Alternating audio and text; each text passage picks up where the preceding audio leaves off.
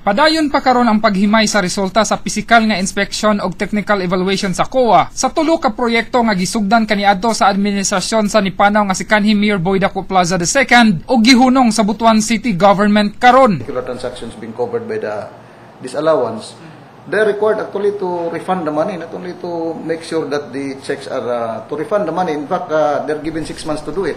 45.6 million pesos ang pondo nahatag sa kontraktor sa proyekto sa SP Building nga gimando karon ibalik. 64.3 million pesos ang checking gibayad sa South Market. Gitudlong manubag sa kontrata ang miyembro sa Bid and Awards Committee. Apil na si kanhi City Administrator Webra Caza ug kanhi Mayor Plaza nga nipanaw na. They have remedies, no?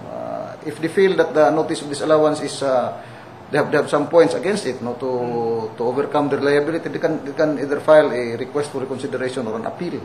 Kini na karon ang proyekto nga MDG Historical Park na usa sa tulo ka proyekto nga wala gihinayon sa Butuan City Government.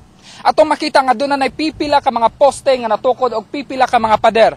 Apan sa initial audit report sa COA, mukantidad na sa 49.7 million pesos ang gigasto sa lokal nga panggamhanan. Giapil sa COA nga giilang manubag sa MDG Historical Park si Butuan Mayor June Amante nga naa sa listahan tungod sa nakit ang 2.4 million pesos nga pundong ikatulong pambayad unta sa kontraktor September 2010. Wala to main cash, in fact natay dokumento nga nagpakita nga cancel ang mga payment. Nangusog si Mayor Amante nga wala nasayop iyang administrasyon sa paghunong sa gikwestyong mga proyekto. Gisulayan sa ABS-CBN nga kuhaan og pahayag ang pipila sa mga gipanganlang manubag sa transaksyon. Apan nibalibad una sila nga mokomento samtang gihikay pa ang ilang tubag sa COA. Rog Cultura, Patrol sa Caraga.